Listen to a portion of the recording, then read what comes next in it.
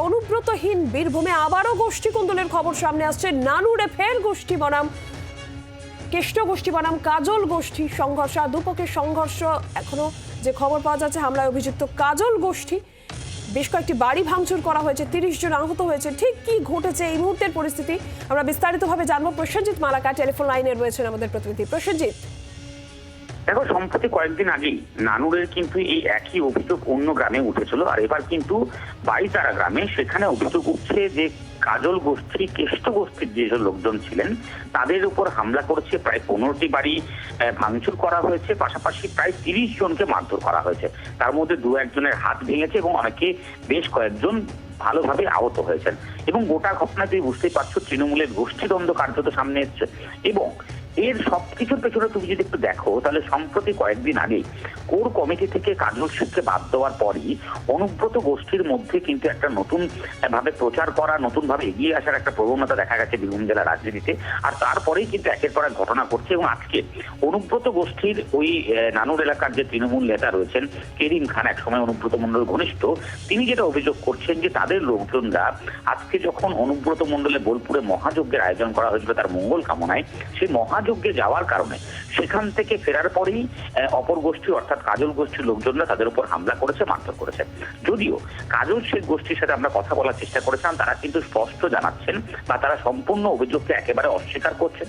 তারা বলছে এমন ঘটনা ঘটেনি, কিন্তু তারা একেবারেই কিন্তু সরাসরি বলছেন তাদের দলের লোকরা, অপর গোষ্ঠীরা তাদেরকে মারধর করেছে। ফলে নানুর এলাকা ফের উত্তপ্ত হয়ে উঠছে, এটা বলার অপেক্ষা রাখে না। তার পাশাপাশি লোকসভা নির্বাচনের আগে একের পর এক নানুর এলাকায় এমন গোষ্ঠীদ্বন্দ্বের ঘটনা কোথাও না কোথাও তৃণমূল কংগ্রেসের মধ্যে যে অস্বস্তি বৃদ্ধি করছে, এটাও বলার অপেক্ষা রাখে না।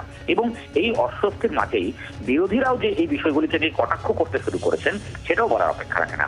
ফলে আগামী রাজনীতিতে নানুর পুরনো এক সময় যে নানুরকে আমরা বারবার উত্তপ্ত হতে দেখেছি, বারবার নানান বোমাবাজি থেকে শুরু করে নানান ঘটনা দেখেছি, মৃত্যুর ঘটনা দেখেছি, সেই নানুর ফের উত্তপ্ত হয়ে উঠবে কিনা, এটাই এখন কিন্তু সব থেকে বড় প্রশ্ন হয়ে উঠেছে রাজনৈতিক মহলের কাছে।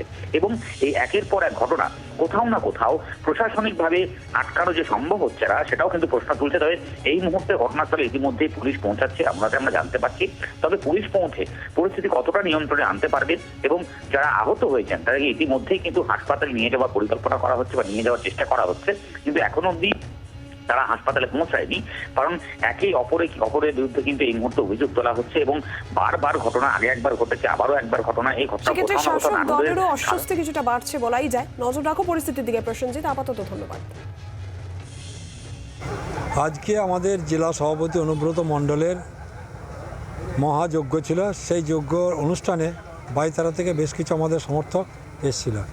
তারা ফিরে যাওয়ার পর আমাদের বাইতারা যারা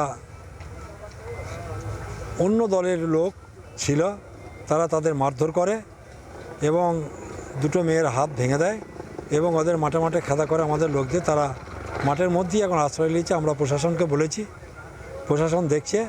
এবং এরা মোটরসাইকেল নিয়ে নবস্তা গ্রামের মনোজের বাড়িও যায় এবং মনোজের বাড়িতেও দরজায় ধাক্কা মেরে আসে এবং বলে বারবার যে তোরা কেন যজ্ঞতে গেছিলি।